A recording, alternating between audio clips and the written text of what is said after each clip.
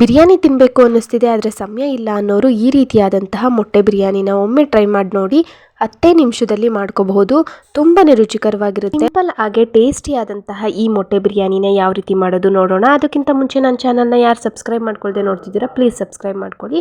ಮೊದಲಿಗೆ ಮಸಾಲೆನ ರೆಡಿ ಮಾಡ್ಕೊಳ್ಳೋಣ. ಅದಕ್ಕೆ ಮಿಕ್ಸಿ ಜಾರ್ ತೊಗೊಂಡು 1 ಗಡ್ಡೆ ಬೆಳ್ಳುಳ್ಳಿ ಹಾಗೆ 2 ಹಸಿಮೆಣಸಿನಕಾಯಿನ ಮುರಿದು ಸೇರಿಸ್ಕೊತಾ ಇದ್ದೀನಿ. ನಂತರ 1 ಇಂಚು ಶುಂಠಿ ಹಾಗೆ 4 ರಿಂದ 5 ಗೋಡಂಬಿ, 2 ಮೆಣಸು, 2 ಲವಂಗ, 1 ಏಲಕ್ಕಿ ಹಾಗೆ 2 ಪೀಸ್ ಚಕ್ಕೆನ ಸೇರಿಸ್ಕೊಂಡು ನಂತರ 1 ಇಡಿ ಆಗುವಷ್ಟು ಕೊತ್ತಂಬರಿ ಸೊಪ್ಪು ಹಾಗೆ ಸ್ವಲ್ಪ ಪುದೀನನ ಸೇರಿಸ್ಕೊಂಡು ಸ್ವಲ್ಪ ನೀರು ಸೇರಿಸ್ಕೊಂಡು ರುಬ್ಕೊಳ್ಳೋಣ.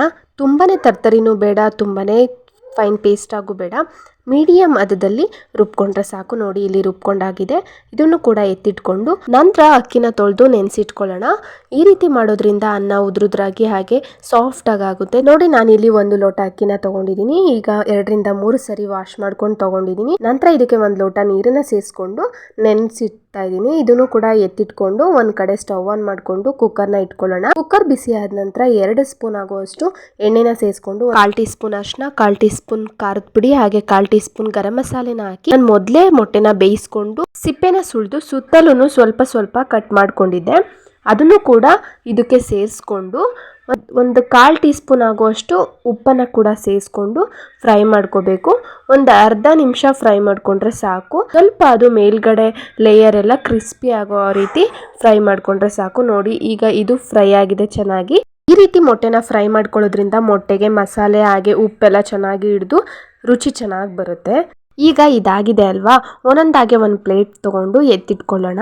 ಇದನ್ನ ಸೈಡ್ಗೆ ಎತ್ತಿಟ್ಕೊಂಡು ನಂತರ ಅದೇ ಕುಕ್ಕರ್ಗೆ ಮತ್ತೆ 1 ಸ್ಪೂನ್ ಎಣ್ಣೆನ ಸೇರಿಸ್ಕೊಂಡು ಎಣ್ಣೆ ಬಿಸಿ ಆದ ನಂತರ ಬಿರಿಯಾನಿ ಸ್ಪೈಸಸ್ನೆಲ್ಲ ಸೇರಿಸ್ಕೊಳ್ಳೋಣ. 5 ಸೆಕೆಂಡ್ ಬಿರಿಯಾನಿ ಸ್ಪೈಸಸ್ನೆಲ್ಲ ಎಣ್ಣೆಲಿ ಹುರ್ಕೊಳ್ಳೋಣ. ನಂತರ ಇಲ್ಲಿ 2 ಮೀಡಿಯಂ ಸೈಜ್ದು ಈರುಳ್ಳಿನ ಉದ್ದುದಾಗಿ ಹಚ್ಚಿಟ್ಕೊಂಡಿದ್ದೆ, ಅದನ್ನು ಕೂಡ ಸೇರಿಸ್ಕೊಂಡು ಚೆನ್ನಾಗಿ ಫ್ರೈ ಮಾಡ್ಕೊಳ್ಳೋಣ. ಈರುಳ್ಳಿ ಸ್ವಲ್ಪ ಕಲರ್ ಚೇಂಜ್ ಆಗೋವರೆಗೂ ಕೂಡ ಚೆನ್ನಾಗಿ ಫ್ರೈ ಮಾಡ್ಕೋಬೇಕು. ಈಗ ಈರುಳ್ಳಿ ಫ್ರೈ ಆಗಿದೆ, ಕಲರ್ ಕೂಡ ಚೇಂಜ್ ಆಗಿದೆ. ಈ ಟೈಮಲ್ಲಿ 1 ಟೊಮೊಟೊ ಹಣ್ಣನ್ನ ಕಟ್ ಮಾಡಿ ಸೇರಿಸ್ಕೊತಾ ಇದ್ದೀನಿ. ಸಣ್ಣದಾಗಿ ಕಟ್ ಮಾಡಿ ಸೇರಿಸ್ಕೊಂಡಿದ್ದೀನಿ. ಹಾಗೆ ಇದೇ ಟೈಮಲ್ಲಿ ರುಬ್ಕೊಂಡಿದ್ದಂತಹ ಮಸಾಲೆನೂ ಕೂಡ ಸೇರಿಸ್ಕೊಂಡು ಚೆನ್ನಾಗಿ ಫ್ರೈ ಮಾಡ್ಕೊಳ್ಳೋಣ 1-2 ಸೆಕೆಂಡು. ಈ ರೀತಿ ಮಾಡೋದ್ರಿಂದ ಟೊಮೊಟೊ ಕೂಡ ಚೆನ್ನಾಗಿ ಸಾಫ್ಟ್ ಆಗಿ ಬೇಯುತ್ತೆ. ಹಾಗೆ 1/4 ಟೀ ಸ್ಪೂನ್ ಅರಿಶಿನ, 1 ಟೀ ಸ್ಪೂನ್ ಖಾರದ ಪುಡಿ ಹಾಗೆ 1/2 ಟೀ ಸ್ಪೂನ್ ಗರಂ ಮಸಾಲೆ ಹಾಗೆ 1/2 ಟೀ ಸ್ಪೂನ್ ಧನಿಯಾ ಪೌಡ್ರನ್ನು ಕೂಡ ಸೇರಿಸ್ಕೊಂಡು ಚೆನ್ನಾಗಿ ಮಿಕ್ಸ್ ಮಾಡಿ ಟೊಮೊಟೊ ಸಾಫ್ಟ್ ಆಗಿ ಹಾಗೆ ಮಸಾಲೆ ಹಸಿ ವಾಸನೆ ಹೋಗೋವರೆಗೂ ಚೆನ್ನಾಗಿ ಹುರ್ಕೊಳ್ಳೋಣ. 1-2 ನಿಮಿಷ ಹುರ್ಕೊಂಡ್ರೆ ಸಾಕು. ಅದಾದ ನಂತರ ತೊಳೆದಿಟ್ಕೊಂಡಂತಹ ಅಕ್ಕಿಯನ್ನು ಕೂಡ ನೀರು ಬೇರ್ಪಡಿಸ್ಕೊಂಡು ಅಕ್ಕಿ ಮಾತ್ರ ಸೇರಿಸ್ಕೊಂಡು ಒಂದ್ಸರಿ ಚೆನ್ನಾಗಿ ಮಿಕ್ಸ್ ಮಾಡೋಣ. 1-2 ಸೆಕೆಂಡ್ ಚೆನ್ನಾಗಿ ಹುರ್ಕೊಂಡು 1 ಲೋಟ ಅಕ್ಕಿ ತೊಗೊಂಡಿದ್ದೆ, ಈಗ 2 ಲೋಟ ನೀರನ್ನು ಕೂಡ ಸೇರಿಸ್ಕೊಳ್ಳೋಣ. ನಂತರ ಒಂದ್ಸರಿ ಚೆನ್ನಾಗಿ ಮಿಕ್ಸ್ ಮಾಡಿಬಿಟ್ಟು ರುಚಿಗೆ ತಕ್ಕಷ್ಟು ಉಪ್ಪನ್ನು ಕೂಡ ಸೇರಿಸ್ಕೊಬೇಡ. ನಂತರ ಅಕ್ಕಿನ 50% ಬೇಯಿಸ್ಕೊಬಿಡೋಣ. ಲಿಡ್ನ ಕ್ಲೋಸ್ ಮಾಡೋಕ್ಕಿಂತ ಮುಂಚೆನೆ 50% ಬೇಯಿಸ್ಕೊಬಿಡೋಣ. ಚೆನ್ನಾಗಿ ಕುದಿ ಬರೋವರೆಗೂ ಬೇಯಿಸ್ಕೊಂಡ್ರೆ ಅದು 50% ಬೆಂದ್ಬಿಟ್ಟಿರುತ್ತೆ.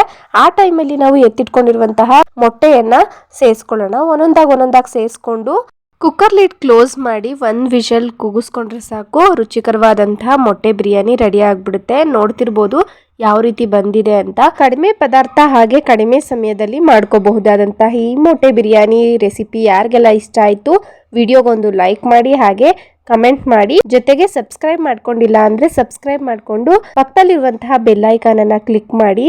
ಈ ರೀತಿ ಮಾಡೋದ್ರಿಂದ ನನ್ನ ವಿಡಿಯೋಸ್ಗಳು ನೋಟಿಫಿಕೇಶನ್ಗೆ ಬರುತ್ತೆ. Thank you for watching.